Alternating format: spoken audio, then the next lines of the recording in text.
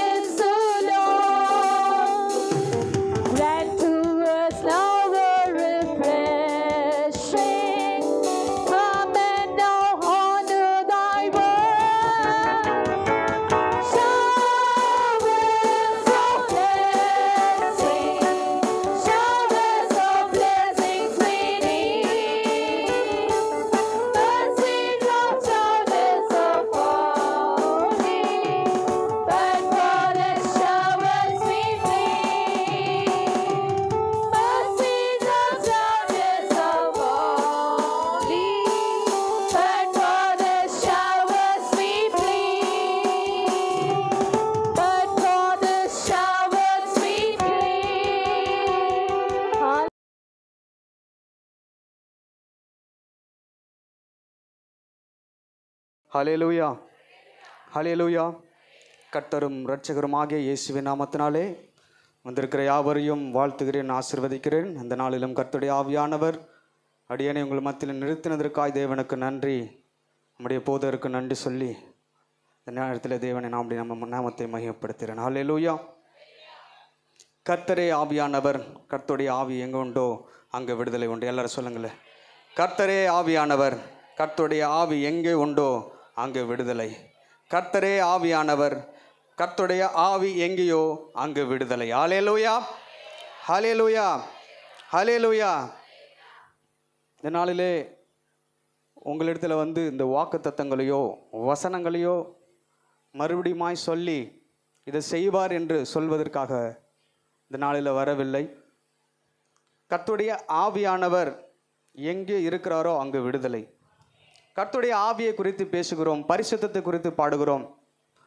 இந்த நாளில் ஆரம்ப பாடல் முதல் ஆராதனை வரை கர்த்தருடைய ஆவியானவர் இடைப்பட்டு வந்ததை என்னால் உணர முடிந்தது. காரணம் என்னவென்று சொன்னால், இந்த செய்தியை ஆயத்த பண்ணுவதற்கு முன்பாக என்ன சொல்வது, என்ன செய்தி எடுப்பது என்று எனக்கு உண்மையாகவே தெரியாது. ஏனென்றால் வேலையின் மித்தம் அதிக நேரம் இதிலிருந்து ஜெபித்து காத்திருந்து எடுப்பதற்கு என்னால் முடியவில்லை. ஆனாலும் நேற்று தினத்தில் ரொம்ப நேரம் நான் அழுது ஜெபித்து கொண்டிருக்கிற வேளையில் கர்த்தருடைய ஆவியானவர் தெளிவாக பேசின அந்த காரியத்தை மாத்திரமே உங்களோடு பேச நான் ஆசைப்படுகிறேன். ஒருவேளை இந்த சத்தத்துக்கு நீங்கள் விசுவாசத்தோடு நம்பிக்கையாக இருப்பீர்கள் என்று சொன்னால், ஆவியானவர் உங்களோடு பேசுவது உண்மை என்று சொன்னால், இந்த நாளிலே செய்யப்படுகிற காரியம் நிச்சயமாக உங்கள் மேல் பலிக்கும். கரங்களை தட்டி ஒரு விசை தேவனுடைய நாமத்தை மகிமைப்படுத்தும். ஹல்லேலூயா. நம்ம எத்தனையோ வசனங்களை, வாக்குத்தத்தங்களை கேட்டிருக்கிறோம், வாங்கியிருக்கிறோம். ஆனால் அது செயல்படவில்லை, அதை செயல்படுத்த முடியவில்லை. இதற்கான தடைகள் என்ன, இதற்கான காரியம் என்ன என்று நாம் யோசிக்கும் போது கர்த்தர் இவ்வாறு சில ஆலோசனைகளை நம்மிடத்தில் சொல்ல சித்தமாயிருக்கிறார். காது உள்ளவன் கேட்க கடவன் என்ற வசனத்தின் பிரகாரம் இந்த சத்தத்தை கேட்கிற வேளையில கர்த்தருடைய ஆவியானவர் உங்கள் உள்ளத்தில் பேசி அதற்கான வேலையை வெளிப்படுத்தி உங்களை மாற்றி உங்களை ஆயத்தப்படுத்தி உங்களை சாட்சியாய் நிலைநிறுத்துவதை நிச்சயம் நீங்கள் காண முடியும். ஹல்லேலூயா, ஹல்லேலூயா, ஹல்லேலூயா. கண்களை மூடி ஒரு விஷயம், ஆண்டவரே நீர் என்னோடு பேசும், நீர் ஜீவனுள்ள தேவன், சத்தியமுள்ள தேவன் என்று நாங்கள் விசுவாசிக்கிறோம். பரிசுத்த ஆவியானவர் இப்பொழுது நீர் எங்களோடு பேசும். ஏதோ மனிதருடைய சத்தத்தை நாங்கள் கேட்க விரும்பவில்லை. கர்த்தருடைய ஆவியானவர் வெளியரங்கமாக பேசுகிற சத்தம் மாத்திரம் எங்களுடைய செவிகளில் கேட்கட்டும், எங்கள் இருதயம் திறக்கட்டும். ஆண்டவரே நீர் ஆசீர்வதியும். எங்களுக்கு தாழ்த்துகிறோம், அர்ப்பணிக்கிறேன், ஒப்பு கொடுக்கிறேன். ஜீவனுள்ள நல்ல பிதாவே, ஆமேன். ஹல்லேலூயா. எடுத்து வாசிக்கலாம். ஏசாயா 61 அதிகாரம் 3வது வசனம். ஏசாயா 61:3. சீயோனிலே துயரப்பட்டவர்களை சீர்படுத்தவும், அவர்களுக்கு சாம்பலுக்கு பதிலாக சிங்காரத்தையும் துயரத்துக்கு பதிலாக ஆனந்த தைலத்தையும் ஒடுங்கின ஆவிக்கு பதிலாக துதியின் உடையையும் கொடுக்கவும் அவர் என்னை அனுப்பினார். அவர்கள் கர்த்தர் தம்முடைய மகிமைக்கென்று நாட்டின நீதியின் விருட்சங்கள் எனப்படுவார்கள். ஆமென், ஹல்லேலூயா. சீயோனிலே துயரப்பட்டவர்களை சீர்படுத்துவோம். பரிசுத்த ஆவியானவர் இன்றைக்கு இந்த ஆசீர்வாத சீயோன் சபையை சீர்படுத்தும்படி விரும்புகிறார். ஹல்லேலூயா. சீர்படுத்தும்படி விரும்புகிறார். அப்படியானால் சில காரியங்களில் நாம் சீர்படுத்த முடியாதபடிக்கு ஏதோ ஒரு காரியத்தில் தடைப்பட்டிருக்கிறது. இன்றைக்கு ஆவியானவர் அவைகளை எல்லாம் சீர்படுத்த போகிறார். ஹல்லேலூயா, ஹல்லேலூயா. அது மாத்திரமல்ல, சீர்படுத்த முடியாதிருக்கிற பிள்ளைகளுக்கு அவர் சாம்பலுக்கு பதிலாக சிங்காரத்தையும் துயரத்துக்கு பதிலாக ஆனந்த தைலத்தையும் ஒடுங்கின ஆவிக்கு பதிலாக துதியின் உடைய ஆவியும் உங்களுக்கு தர சித்தமாயிருக்கிறார். ஹல்லேலூயா, ஹல்லேலூயா. இன்றைக்கு நம்ம வாழ்க்கையில் சந்தோஷம், மனமகிழ்ச்சி இல்லை, ஆனந்தம் இல்லாதபடிக்கு ஒரு சூழ்நிலை. சாம்பலுக்கு பதில் இன்றைக்கு ஒரு சிங்காரம் வரப்போகிறது. ஹல்லேலூயா. சாம்பல் என்றால் என்ன? வாழ்க்கையில் துயரப்பட்டிருக்கிறோம். வாழ்க்கையில் அநேக உபத்திரங்கள், வேதனையோடு கடந்து வந்து கொண்டிருக்கிறோம். அநேக பிரச்சனையோடு கடந்து வந்திருக்கிறோம். எதனால் நம்ம இப்படிப்பட்ட பிரச்சனைகள், எதனால் இப்படிப்பட்ட உபத்திரங்கள், வேதனை வந்தது என்று சொன்னால் ஒடுங்கின ஆவி நம்மோடு இருக்கிறது. பரிசுத்த ஆவிக்கு பதிலாக நம்முடைய ஆவி ஒடுங்கி போயிருக்கிறது, நம்முடைய ஆவி குன்றி போயிருக்கிறது, நம்முடைய பரிசுத்தம், நம்முடைய பக்தி குன்றி போய் இருப்பதனால நாம் துயரப்பட்டிருக்கிறோம், நம் வேதனையோடு இருக்கிறோம், நம் துக்கத்தோடு இருக்கிறோம், இருக்கிறோம், நம் கண்ணீரோடு இருக்கிறோம். இன்றைக்கு பரிசுத்த ஆவியானவர் நம்மோடு இடைப்பட்டு கொண்டிருக்கிறார். சீயோனில துயரப்படுகிற யாவருக்கும் சாம்பலுக்கு பதிலாக சிங்காரமும் அவர் துதியினுடைய தந்து நமக்கு ஆனந்த மனமகிழ்ச்சியை தரப்போகிறார். ஹல்லேலூயா, ஹல்லேலூயா. அதனால இன்றைக்கு அவருடைய பரிசுத்த ஆவிக்கு நாம் ஒப்பு கொடுப்போம் என்று சொன்னால், பரிசுத்த ஆவியோடு இணங்கி பரிசுத்த ஆவியானவருக்கு செவி கொடுத்து பரிசுத்த ஆவியானோட சித்தத்துக்கு நம்ம வாழ்வோம் என்று சொன்னால், நம் ஒடுங்கின ஆவிக்கு பதிலாய், நம் துயரத்துக்கு பதிலாய் ஆனந்த தைலத்தை நம்ம மேல் ஊற்றுவார். ஹல்லேலூயா, ஹல்லேலூயா, ஹல்லேலூயா. அவர் என்னை என்ன பண்றாராம்? அபிஷேகம் பண்ணும்படி அழைத்து வந்திருக்கிறார். அவர் இன்றைக்கு எதுக்காக அனுப்பினார்னா, அது மாத்திரமல்ல, அதுக்கு முன்பாக இருக்கிற 1-2 வசனங்கள் சொல்லப்படுகிறது. வாசிங்க. இன்றைக்கு உங்களை எதற்காக அழைத்து வந்திருக்கிறார் என்ற அடையாளத்தையும் கர்த்தர் உங்களோடு பேச போகிறார். கர்த்தராகிய தேவனுடைய ஆவியானவர் என் மேல் இருக்கிறார். சிறுமைப்பட்டவர்களுக்கு சுவிசேஷத்தை அறிவிக்க கர்த்தர் என்னை அபிஷேகம் பண்ணினார்.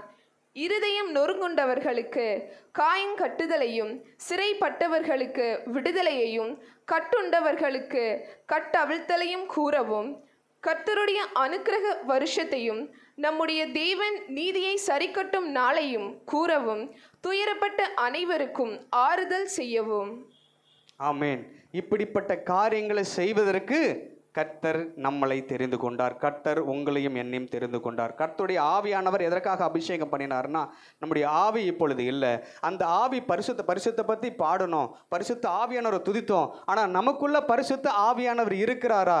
அப்படி இருக்குமானால் நாம் துயரப்படுவோமா? அப்படி இருக்குமானால் நம்முடைய வாழ்க்கையில் துக்கம், வேதனை, கஷ்டம் இருக்குமா என்று சொல்லும் பொழுது, கர்த்தருடைய ஆவியானவர் நம்மேல் வந்த அபிஷேகத்தை நாம் பயன்படுத்தினோமா என்று கேட்கிற ஒரு கேள்விக்குள் நாம் இருக்கிறோம். அப்படி இருப்போம் என்று சொன்னார், நம்ம என்ன பண்றார் ஆண்டவர்? பலன் இல்லாத கண்ணீரோடு வேதனையோடு இருக்கிற நமக்கு நன்மை செய்கிறவராய் இருக்கிறார். ஆண்டவராகிய இயேசு கிறிஸ்து அவர் மேல் தேவனுடைய ஆவியானவர் அபிஷேகம் பண்ணினார். எடுத்து வாசிக்கலாம். அப்போஸ்தலர் நடபடிகள் 1ஆம் அதிகாரம் 8வது வசனம். அப்போஸ்தலர் 1:8. பரிசுத்த ஆவி உங்களிடத்தில் வரும்போது நீங்கள் பலன் அடைந்து எருசலேமிலும் யூதேயா முழுவதிலும் சமாரியாவிலும் பூமியின் கடைசி பரியந்தமும் எனக்கு சாட்சிகளாய் இருப்பீர்கள் என்றார். ஆமேன். ஒடுங்கின ஆவி இருப்பதனால் நம்மளால் ஆண்டவருக்கு சாட்சியா வாழ முடியல. பலன் இல்லாத இருக்கிறோம். ஆவியான இடத்துல அதிக நேரம் ஜெபிக்க முடியல. கர்த்தருடைய ஊழியத்தை செய்ய பலன் இல்லை. கர்த்தருடைய ஆவியானவருக்காக வைராக்கியமா நிற்க முடியவில்லை. நான் ஆரம்பத்தில் ரட்சிக்கப்பட்ட நேரங்களில் கர்த்தருக்காக வாழ வேண்டும். கர்த்தர் என்னை எல்லா துக்கத்திலிருந்தும், துயரத்திலிருந்து, வேதனையிலிருந்தும் என்னை மீட்டெடுத்தார். அவருக்காக நன்றி உள்ளவளாய் நான் வாழ வேண்டும். கர்த்தருடைய ஆவியானவர் என்னை ரட்சித்தது அதற்காக என்று சொல்லி நாம் வாழ்ந்து ஒருவேளை நம்ம வந்திருக்கலாம். ஆனால் இப்போ ஒடுங்கின ஆவி துயரப்பட்டு இருப்பதனால பலன் இல்லாமல், பலனெல்லாம் குன்றி, இனிமேல் என்னால் இந்த ஊழியத்தை செய்ய முடியாது, இந்த வேதனையோடு, இந்த கஷ்டத்தோடு, இந்த பிரச்சனையோடு, இந்த போராட்டத்தோடு என்னால் எப்படி இந்த ஊழியத்தை செய்ய முடியும்? ஆண்டவருக்காக எப்படி சாட்சியா நிற்க முடியும்? என் பிள்ளைகள் படுகிற வேதனை, என் குடும்பம் படுகிற கஷ்டம், என் குடும்பத்தில் வருகிற துயரங்கள், நான் படுகிற வேதனையிலும் கஷ்டத்திலும் போராட்டத்திலும் நான் ஆண்டவருக்காக எப்படி இந்த ஊழியத்தை செய்ய முடியும்? ஆண்டவருக்காக எப்படி வாழ முடியும்? நான் எப்படி ஆண்டவருடைய சமூகத்தில் ஜெபிக்க முடியும்? காரணம், எனக்கு பலன் இல்லை. இந்த வேதனை, இந்த துக்கம், இந்த பாடுகள், இந்த கஷ்டம், இந்த துயரம் என்னை அதிகமாக நெருக்கினபடியினாலே நான் ஆண்டவருக்காக வைராக்கியமாக நிற்க முடியாத ஒரு சூழ்நிலை. நான் ஆவியில் பரிசுத்த ஆவியை பெற்றது உண்மைதான், அபிஷேகம் பெற்றது உண்மைதான். ஆனால் அந்த ஆவியெல்லாம் குன்று போய் வேதனையோடும், துக்கத்தோடும், பிரச்சனையின் மத்தியில், போராட்டத்தின் மத்தியில் என்னுடைய பிரச்சனை நான் யாரிடத்தில் சொல்ல முடியும்? என்னுடைய வேதனை யாரிடத்தில் சொல்ல முடியும் என்று சொல்லி ஒவ்வொரு நாளும் அழுது கொண்டு தங்களை தாங்களே தேற்றிக்கொண்டு ஒடுங்கின ஆவி உள்ளவர்களாய் ஏதோ சபைக்கு வருகிறோம், ஜெபத்தை செய்கிறோம், கர்த்தருடைய வசனத்தை கேட்கிறோம், திரும்பி நம் வீடுகளுக்கு சென்று அதே உபத்திரங்களோடு, வேதனையோடு நம்ம வாழ்க்கை கடந்து கொண்டு இருக்கிறது. இன்றைக்கு பரிசுத்த ஆவியானவர் உங்களை பார்த்து சொல்கிறார், நீ பலன் இல்லாமல் இருக்கலாம், எங்கள் வேதனையோடு இருக்கலாம், துக்கத்தோடு இருக்கலாம். ஆனால் பரிசுத்த ஆவியானவர் சொல்லுகிறார், பரிசுத்த ஆவி உங்களிடத்தில் வரும்பொழுது நீங்கள் பலனடைந்து சாட்சிகளாய் மீண்டும் எழும்ப முடியும். நீங்கள் பரிசுத்த ஆவியானவர் உங்களிடத்தில் வரும்பொழுது ஒடுங்கின ஆவிக்கு பதிலாய் அவர் அபிஷேகத்தையும் தைலத்தையும் ஊற்றி உங்களை ஆனந்த மனமகிழ்ச்சியோடு உங்களை நடத்தி போகிற நாட்களை அதை சீக்கிரத்தில் உங்கள் நாளிலே தரப்போகிறார். ஆமேன், ஹல்லேலூயா. பரிசுத்த ஆவி உங்களிடத்தில் வரும்போது நீங்கள் பலனடைந்து சாட்சிகளாய் நிற்க போகிறீர்கள்.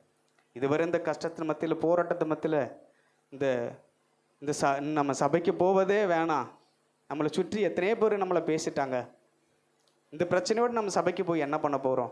நீ சபைக்கு போகிற என்ன நன்மை கண்ட? உன் பிள்ளைகள் எப்படி இருக்கிறது? உன் கணவன் எப்படி இருக்கிறது? இன்றைக்கு சிலரது முகத்தை பார்த்தால், உருவத்தை பார்த்தால் இவர்களுக்கு ஒரு குறையும் இல்லை, இவர்களுக்கு ஒரு கஷ்டமும் இல்லை என்று மற்றவர்கள் சொல்ல முடியும். ஆனால் உங்களுக்கு தான் தெரியும் உங்களுடைய வேதனை, உங்களுடைய கஷ்டம், உங்களுடைய உபத்திரம், உங்களுடைய பாடுகள். நான் வெளியரங்கமாய், நான் அலங்காரமாய், சந்தோஷமாய், மனமகிழ்ச்சியாய் தான் தெரிகிறேன்.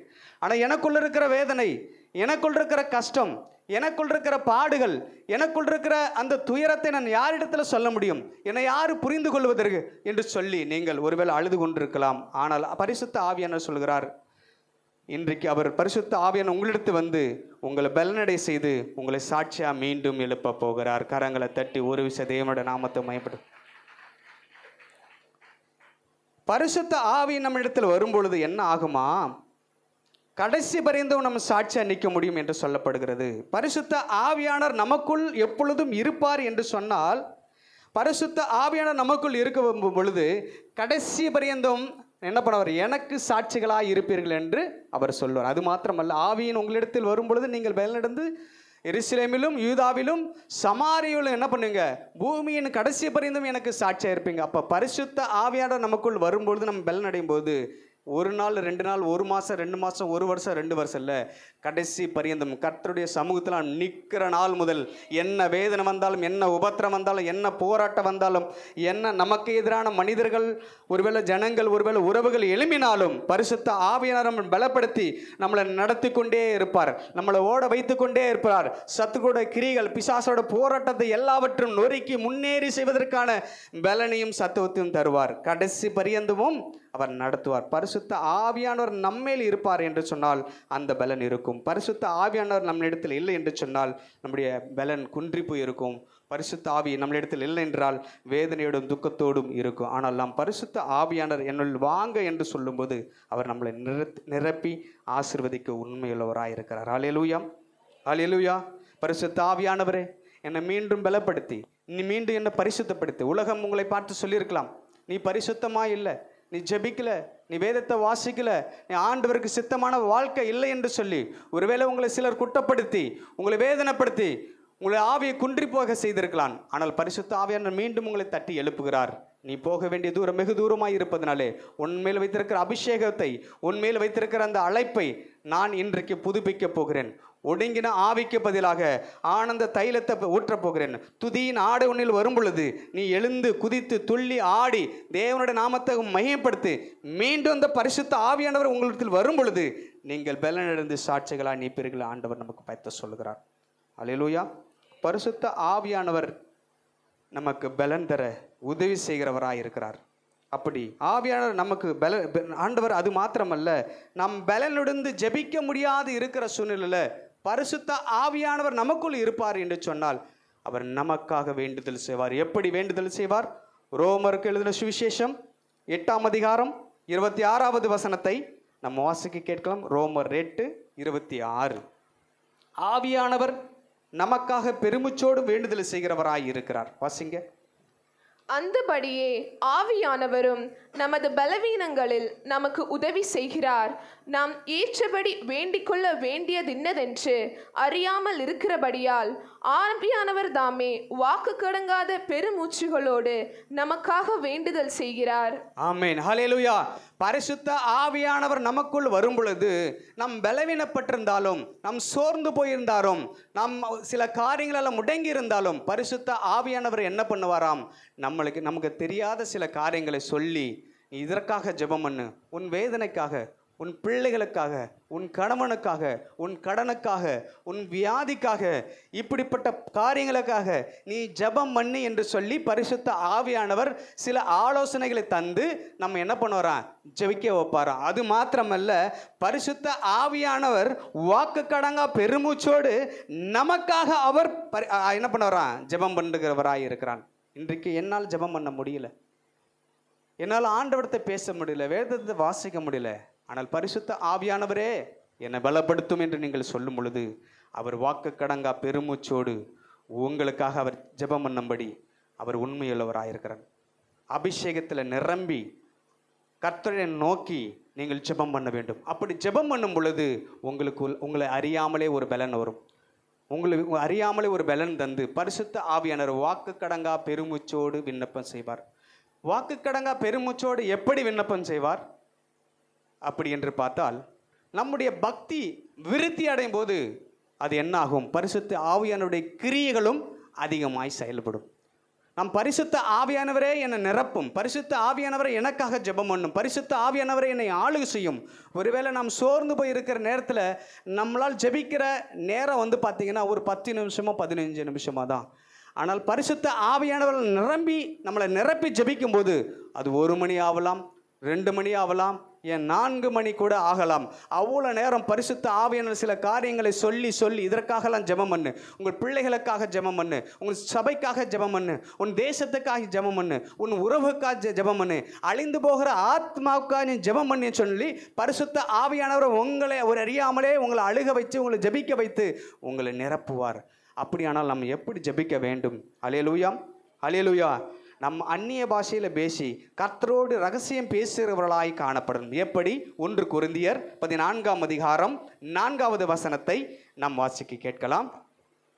அந்நிய பாஷையில் பேசுகிறவன் தனக்கே பக்தி விருத்தி உண்டாக பேசுகிறான், தீர்க்க தரிசனம் சொல்லுகிறவனோ சபைக்கு பக்தி விருத்தி உண்டாக பேசுகிறான்.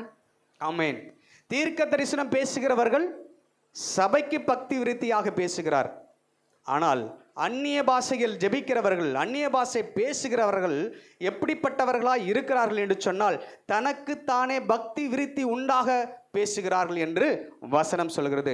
அப்படியானால் நம் பக்தி விருத்தி அடைய வேண்டும். நாம் பரிசுத்த ஆவியானவர் அதிக நேரம் பேச வேண்டும், பரிசுத்த ஆவியானவர் ரகசியம் பேச வேண்டும், பரிசுத்த ஆவியானவர் வாக்கு கடங்கா பெருமிச்சோடு நமக்காக வேண்டுதலை செய்ய வேண்டும் என்று சொன்னால், முதலாவது நம்முடைய பக்தி விருத்தி அடைய வேண்டும். நம்முடைய பக்தி விருத்தி அடைகிற வேளையில் பரிசுத்த ஆவியானவர் நம்மளை நிரப்புவார். பரிசுத்த ஆவியானவர் நிரம்பும் பொழுது நம்மளை அறியாமலே நாம் ஒரு பாஷையை பேசுவோம். அந்த பாஷை தேவனோடு பேசுகிற ரகசியமா இருக்கும். அந்த ரகசியத்தை நீங்கள் பேசும்போது அந்த பிசாசு தடுத்து நிறுத்த முடியாது, அது மனிதன் தடுத்து நிறுத்த முடியாது. அது தேவனுக்கும் நமக்கும் உள்ள உறவாயிருக்கிறது. அந்த உறவிலே தேவன் நமக்கு ஒரு புது பலனை தந்து கர்த்தர் நமக்கு செய்ய வேண்டியதை, கர்த்தர் நமக்கு சொல்ல வேண்டியதை, கர்த்தர் நமக்கு குறித்திருக்கிற ஆசீர்வாதங்களை பெற்றுக்கொள்ளும்படி அவர் நிரப்பி நம்மளை பலப்படுத்துவார். கரங்களை தட்டி ஒரு விஷயம் விட தேவனுடைய நாமத்தை மேம்படுத்தும். ஆகையால் இங்கே பவுல் சொல்லுகிறார், அந்நிய பாஷையில் பேசுகிறவன் தனக்குத்தானே பக்தி விருத்தி உண்டாகும்படி. அப்படியானால் பக்தி விருத்தி உண்டாக வேண்டும் என்று சொன்னால், உங்கள் வீடுகளில் நீங்கள் ஜெபிக்கும் பொழுது அதிக நேரம் ஆண்டவரத்தில், ஆண்டவரே நான் ஜெபிக்க பலன் இல்லாமல் இருக்கிறேன், ஆண்டவரே நீர் என்னை மேல் வந்து என்னை இறங்கி என்னை ஆசீர்வதித்து ஜெப வையுங்க ஆண்டவரே, நான் எதுக்கெல்லாம் ஜெபிக்கணும், எப்படிலாம் ஜெபிக்கணும், எப்படி இந்த பிசாசை ஜெயிக்கணும், இந்த வியாதி எப்படி நான் மேற்கொள்ளணும், எனக்கு விரோதமாய் செயல்படுகிற பிசாசை நான் எப்படி மேற்கொள்ள வேண்டும் என்று சொல்லி நீங்கள் ஆண்டவரத்தில் கேட்டு கேட்டு ஜெபிப்பீர்கள் என்று சொன்னால், பரிசுத்த ஆவியானவரை நிரப்புவார். உங்களை அறியாமலே நீங்கள் ஒரு வார்த்தைகளை பேசுவது மாத்திரமல்ல, நீங்கள் அந்நிய பாஷைகளோடு பேசி கர்த்தரோடு தேவனோடு ரகசியங்களை பேசுவதற்கு தேவன் உண்மையுள்ளவராய் இருக்கிறார். அல்லேலூயா. யோவான் எழுதின சுவிசேஷம் 16ஆம் அதிகாரம் 13வது வசனத்தை நம்ம வாசிக்க கேட்கலாம். யோவான் எழுதின சுவிசேஷம் 16:13. சத்திய ஆவியாகிய அவர் வரும்போது சகல சத்தியத்திற்குள்ளும் உங்களை நடத்துவார். அவர் தம்முடைய சுயமாய் பேசாமல் தாம் கேள்விப்பட்டவைகளையும் யாவையும் சொல்லி வரப்போகிற காரியங்களை உங்களுக்கு அறிவிப்பார். ஆமென். பரிசுத்த ஆவியானவரிடத்தில் நீங்கள் வேண்டி ஜெபிக்கும் போது சத்திய ஆவியானவர் உங்களிடத்தில் வரும்போது சகல சத்தியத்துக்குள்ளும் உங்களை நடத்துவார். அவர் தம்முடைய எல்லா காரியத்தையும் உங்களிடத்தில் என்ன பண்ணுவாரா? அவர் பேசுவார் என்று வேதம் சொல்கிறது. அது மாத்திரமல்ல, 1 கொரிந்தியர் 14ஆம் அதிகாரம் 2வது வசனம் சொல்லுகிறது, ஏனெனில் அந்நிய பாஷைகள் பேசுகிற ஆவியினாலே ரகசியங்களை பேசினாலும் அவன் பேசுகிறதை ஒருவனும் அறியாது இருக்கிறபடினால் அவன் மனுஷனிடத்தில் பேசாமல் தேவனிடத்திலே பேசுகிறான். அல்லேலூயா, ஹல்லேலூயா. அந்நிய பாஷையில் நீங்கள் உங்கள் வீடுகளில் உங்கள் குடும்பங்களில் நீங்கள் ஜெபித்து பேசும்போது நீங்கள் யாரிடத்தில் பேசுகிறீர்கள் என்று சொன்னால், நீங்கள் தேவனோடு பேசுகிறீர்கள். நீங்கள் தேவனோடு பேசும்போது உங்களுடைய பக்தி விருத்தி அடையும், உங்களுக்கு குன்றிப்போன ஆவி பலனடையும். கர்த்தருடைய ஆவியானவர் உங்களுக்கு ஏற்படுத்தின அந்த வல்லமை, அந்த வரங்கள், அந்த அபிஷேகம், அந்த ஆவியானவர் சொல்லப்படுகிறதான எல்லா விதமான சகல ஆசீர்வாதம், சகல சத்திய ஆவியானவர் சகல சத்தியத்துக்குள்ளும் என்ன பண்ணுவாரா? உங்களை நடத்தி கொண்டே போவார். அல்லேலூயா, ஹல்லேலூயா.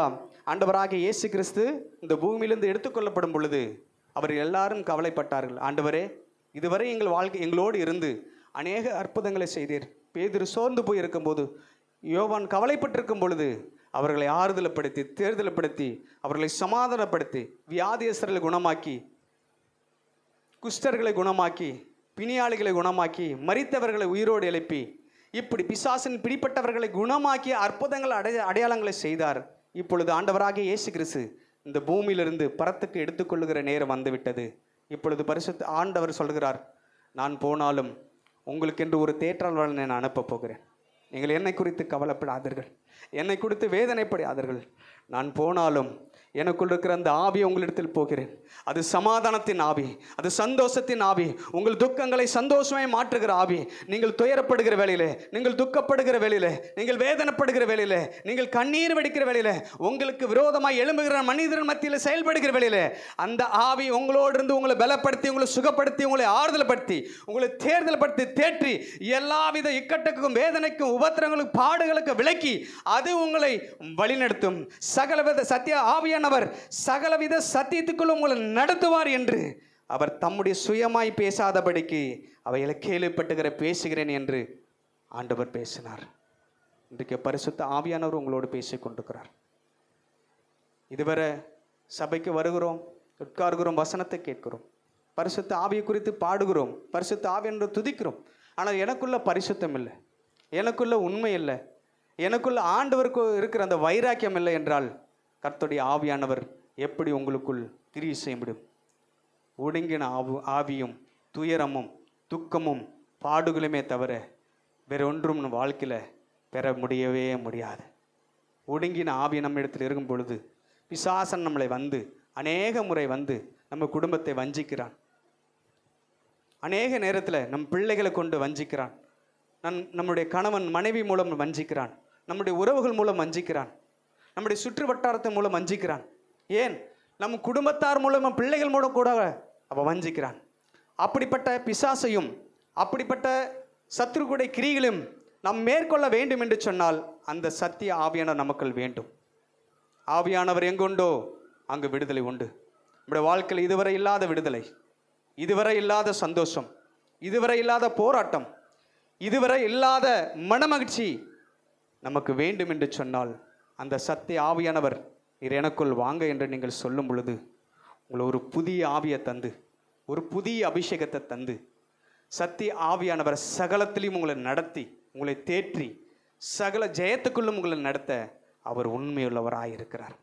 எத்தனை பேர் வாஞ்சிக்கிறீங்க? எத்தனை பேர் வாஞ்சிக்கிறீங்க? பரிசுத்த ஆவியானவர் ஞானசான கர்த்தரை ஏற்றுக்கொண்டு ஞானசானம் எடுத்து பரிசுத்த ஆவியானவர் பெற்றால் ஒழிய ஒருவன் ஜலத்தினாலும் ஆவினாலும் ஞானசானம் பெறவிட்டால் தேவனுடைய ராஜ்யத்தில் பிரவேசிக்க முடியவே முடியாது. எத்தனையோ வசனங்களை கேட்கலாம், எத்தனையோ வாக்குத்தத்தங்களை நம்ம கேட்கலாம், அழகா ஜெபிக்கலாம், அழகா பிரசங்கம் பண்ணலாம், அழகாய் பாடல் பாடலாம். ஆனால் பரிசுத்த ஆவியானவர் தேற்றல்வான நம்மிடத்தில் இல்லை என்று சொன்னால் அந்த நித்திய ஜீவன் இல்லை, அந்த நித்திய ஜீவன் இல்லை. அதனால தான் பரிசுத்த ஆவியானவர் நமக்குள் வேண்டும். பரிசுத்த ஆவியானவர் நமக்குள் இருப்பார் என்று சொன்னால் நம் என்ன மாதிரியான பாவத்தில் இருந்தாலும், என்ன மாதிரியான சோதனையில் இருந்தாலும், என்ன மாதிரியான வேதனை இருந்தாலும் சகல சத்தியத்துக்குள்ளும் நடத்தி எல்லா தீங்குக்கும், எல்லா வேதனைக்கும், எல்லா உபத்திரங்களுக்கும் விலக்கி அவர் நியமித்து வைத்திருக்கிற அந்த அபிஷேகத்தினால் நம்மளை நிரப்புவார். அது மாத்திரமல்ல, அவர் நம் மேல் வைத்திருக்கிற அந்த அபிஷேகத்தின் அழைப்பை நம்மள் மூலமாக அவர் நாம மகிமைப்படுத்துவார். ஹல்லேலூயா, ஹல்லேலூயா. நம் ஆண்டவரிடத்தில் நாம் கேட்க வேண்டும், ஆண்டவர் என நிரப்ப வேண்டும் என்று சொல்லி. 1 கொரிந்தியர் 2ஆம் அதிகாரம் 5வது வசனத்தை நம் வாசிக்க கேட்கலாம். 1 கொரிந்தியர் 2:5. என் பேச்சும் என் பிரசங்கமும் மனுஷ ஞானத்திற்குரிய நய வசனமுள்ளதாயிராமல் ஆவியினாலும் பலத்தினாலும் உறுதிப்படுத்தப்பட்டதாயிருந்தது. ஆமென். நம்முடைய வார்த்தை, நம்முடைய வசனம், சில வசனங்களை, சில வார்த்தைகள், வாக்குத்தத்தங்கள் நம்மளை வந்து பிரசங்கம் வந்து ஞானத்துக்குரிய நயவசனம் உள்ளதாக இராமல் நம்மளை சகல பரிசுத்த ஆவியானவர், சத்திய ஆவியானவர் சகல சிக்ஷையோடும் சகல சத்தியத்துக்குள்ளும் சகல காரியங்கள் நம்ம சொல்லி நம்மளை தேற்றி நடத்தும் பொழுது சில வார்த்தைகள் சில வசனங்கள் நம்மளை குத்துகிறது மாதிரி இருக்கும், நம்மளை சீர்படுத்துகிற மாதிரி இருக்கும், நம்மளை பலப்படுத்துகிற மாதிரி இருக்கும். அந்த வசனத்துக்கு கீழ்ப்படிந்து நம்ம நடப்போம் என்று சொன்னால் பரிசுத்த ஆவியானவர் ஆவினால் பலத்தினாலும் உறுதிப்படுத்தப்பட்டிருப்போமா? இல்லை என்றால் நம்ம ஆவியில் உறுதிப்பட முடியவே முடியாது. கர்த்தருடைய வசனம் நம்மளை தேற்றவே முடியாது. கர்த்தருடைய ஆவினால் பலத்தினாலும் உறுதிப்பட வேண்டும் என்று சொன்னால் அந்த பரிசுத்த ஆவியானவர் நம்மோடு பேசுகிற சத்திய வசனத்துக்கு கீழ்ப்படிந்து பிசாசின் வல்லமையிலே நாம் மேற்கொள்ள வேண்டும். அது மாத்திரமல்ல, இங்கே வசனம் சொல்கிறது பரிசுத்த ஆவியானவர் நம்மளை நிரப்பும் பொருட்டு எதற்காக, ஏன் நம்மளை அழைக்கிறார், ஏன் என்ன நம்மளை தேற்றுகிறார் என்ற அந்த சத்திய வசனத்தை நாம் கேட்போம் என்று சொன்னால் இன்றைக்கு அந்த அழைப்பை நாம் உணர முடியும். எதற்காக இந்த நாளில் நம்மளை கொண்டு வந்தார், எதற்காக நம்மளை மீட்டார், எதற்காக இந்த வார்த்தை தான் ஆண்டவர் உங்களுக்காக சொல்லப்படுகிற ஆண்டவர் சொன்ன வார்த்தை. எடுத்து வாசிக்கலாம். ஏசாயா 61:1-2.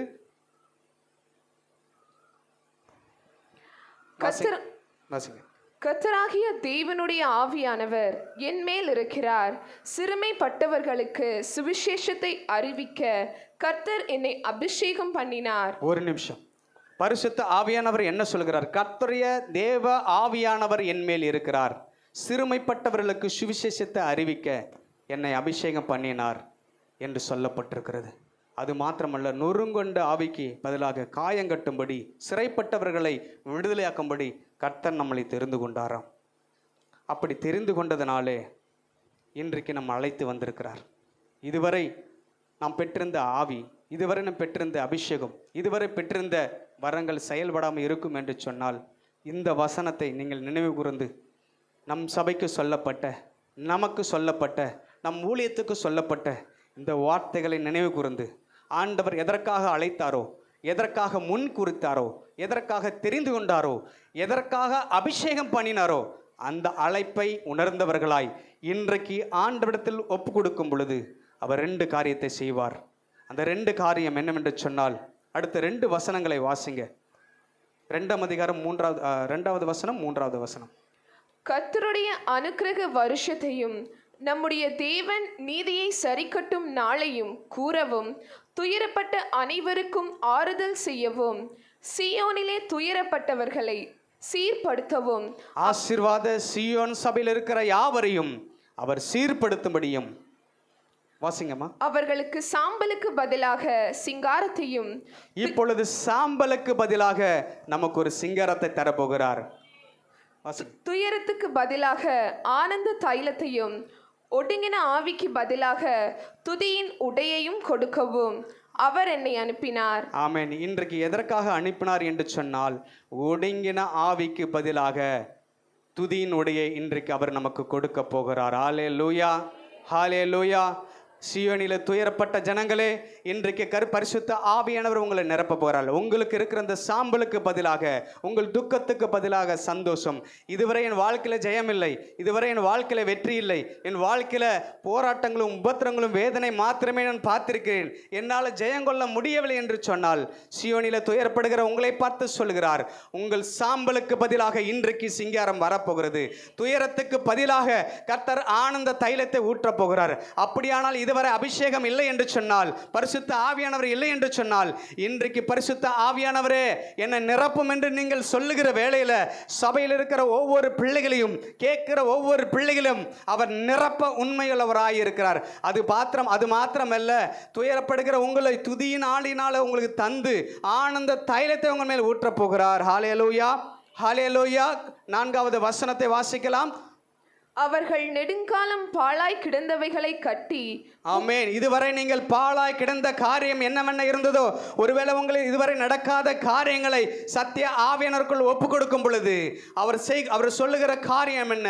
அவர்கள் நெடுங்காலம் பாழாய் கிடந்தவைகளை கட்டி, பூர்வ முதலாய் நிர்மலமானவைகளை எடுப்பித்து, தலைமுறையாய் இடிக்கப்பட்டதை பாழான பட்டணங்களை புதிதாய் கட்டுவேன் என்று சொல்கிறார் பரிசுத்த ஆவியானவர். ஹல்லேலூயா. அதற்கு நீங்கள் ஒப்பு கொடுக்க வேண்டும். எல்லாம் எழுந்திருந்து பரிசுத்த ஆவியானவரிடத்தில் நீங்கள் ஒப்பு கொடுக்க வேண்டிய காரியம் என்னவென்று சொன்னால், கர்த்தரிடத்தில் நீங்கள் ஒப்பு கொடுக்கும் பொழுது கர்த்தர் 2 காரியங்களை உங்களை செய்ய போகிறார். என்ன என்று சொன்னால், அப்போஸ்தலர் நடவடிக்கைகள் 10ஆம் அதிகாரம் 45வது வசனத்தை வாசிக்கலாம். அப்போஸ்தலர் 10:44 வாசிங்க. எல்லாரும் எழுந்திருப்போம். பரிசுத்த ஆவியானத்தில் ஒப்பு கொடுக்கும்போது உங்கள் வாழ்க்கையில் இன்றைக்கு 2 காரியத்தை அவர் நடப்பிக்க போகிறார். இந்த வார்த்தையை விசுவாசிக்கிற, இந்த வார்த்தையை நம்புகிற உங்கள் மேல் தேவ ஆவியானவர் வந்து அவர் நிரப்ப போகிறார். வாசிங்க.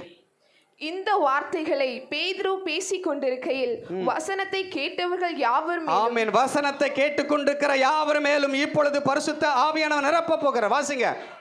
யாவர் மேலும் பரிசுத்த ஆவியானவர் இறங்கினார். அவர்கள் பல பாஷைகளை பேசுகிறதையும், இப்பொழுது இவரை பேசாத பாஷைகளை கர்த்தர் பேசும்படி நீங்கள் ஒப்பு கொடுப்பீர்கள் சொன்னால் நிச்சயம் உங்களை பேசும்படி பரிசுத்த ஆவியானவர் உங்களை மூடுவார். அடுத்த வசனம் 45. அவர்கள் பல பாஷைகளை பேசுகிறதையும் தேவனை புகழுகிறதையும் பேதுருவோடே கூட வந்திருந்த விருத்த சேதனமுள்ள விசுவாசிகள் கேட்டபோது, போதும் ஹல்லேலூயா, நீங்கள் பரிசுத்த ஆவியானவர் பல பாஷைகளை பேசுவீர்கள். எப்பொழுது இப்படி நீங்கள் ஒப்பு கொடுத்து பேசுவீர்கள் சொன்னால் உங்கள் வாழ்க்கையில் 2 நடக்கும். என்ன என்றால் ஆண்டவருடைய ஊழியத்தை செய்ய நான் ஒப்பு கொடுக்குறேன். 2 பொருத்தனை பண்ணணும், 2 விஷயத்தை பண்ணணும். என்ன என்றால், இன்றைக்கு ஆண்டவரே என்னை ஒடுங்கின ஆவிக்கு பதிலாக பரிசுத்த ஆவியை தாங்க. அது கர்த்தருடைய ஆவியானவர் என்னை அபிஷேகம், தேவ ஆவியானவர் என்னையில் அபிஷேகம் பண்ணிருக்கிறார். துயரப்பட்டவர்களுக்கு ஆறுதல்படுத்தவும், சுவிசேஷத்தை அறிவிக்கவும், கட்டுண்டவர்களை கட்டுகள் அவிழ்க்கும், காயப்பட்டவர்களை காயங்களை கட்டும் உங்களை இன்றைக்கு தெரிந்து கொள்ள போகிறார். நீங்கள் ஒப்பு கொடுக்கும்போது அந்த அபிஷேகத்தினால் அந்நிய பாஷையில் நிரப்ப போகிறார். அப்படி நீங்கள் ஒப்பு கொடுக்கும்போது கர்த்தருடைய என்ன செய்ய போகிறாராம்? உங்களுடைய வியாதிகளை குணமாக்க போகிறாராம். இன்றைக்கு ஏதாவது வியாதிகள் சரீரத்தில் இருக்கும் என்று சொன்னால் பரிசுத்த ஆவியானவர்கள் நீங்கள் ஒப்பு கொடுக்கிற வேலையில் தேவ ஆவியானவர் நிரப்பி உங்கள் சரீரத்திற்கு எல்லா சர்ம வியாதிகளை விலக்கி உங்களை சபையிலே சாட்சியா நிறுத்த போகிறார். இது வெறும் வார்த்தையா கேட்காதபடிக்கு தேவ ஆவியானவருக்கு ஒப்பு கொடுத்து நீங்கள் தாழ்த்தி, இதுவரை பாவம், இதுவரை சாபம், இதுவரை கீழ்ப்படியாமல் இருக்கும் என்று சொன்னால் ஒரு ஒப்பு கொடுத்தவருக்கு யாரும் வேடிக்கை பார்க்காதீங்க. கண்களை மூடி ஹல்லேலூயா, தேவ ஆவியானவரை நோக்கி கூப்பிடு. ஹல்லேலூயா, ஹல்லேலூயா, ஹல்லேலூயா. நன்றி ஆவியானவரே. ஹல்லேலூயா, ஹல்லேலூயா. அப்படியே நம் தலைகளை தாழ்த்தி தேவாதி தேவனுடைய உன்னத பிரசன்னத்தை ஆண்டவரே எங்கள் மத்தியில் அசைவாடும் ஆண்டவரே என்று சொல்லி கேட்போம். எங்கள் மத்தியிலே தேவன் அசைவாடும் போது எங்களுடைய எல்லாம் இருக்கிறவைகளாய் மாறுமே. எங்களுடைய வியாதிகள் எல்லாம் சுகமாய் மாறுமே. இந்த நாளிலே தேவ பிரசன்னத்தை, தேவ அசைவாடுதலை நாங்கள் வாஞ்சிக்கிறோம். எங்களுக்குள்ளே எந்த குறைகள் இருக்குமானாலும் இன்னைக்கு கிறிஸ்து இயேசுவுக்குள் நிறைவாகும்படியாக ஆண்டவரே எங்களை நாங்கள் தாழ்த்துகிறோம். சமூகத்திலே வெறுமையாக்குகிறோம். நீரே தாங்கி வழி நடத்தும். இயேசுவின் நாமத்தில் ஜெபிக்கிறோம். எங்கள் ஜெபம் கேளும் நல்ல பிதாவே. ஆமென். உங்களுக்கு இந்த ப்ரோகிராம் பிடிச்சிச்சா? அப்பனா லைக் பண்ணுங்க, ஷேர் பண்ணுங்க, கமெண்ட் பண்ணுங்க, சப்ஸ்கிரைப் பண்ணுங்க. நாங்க உங்களுக்காக ஜெபம் பண்றோம். பேசப்பாங்களா?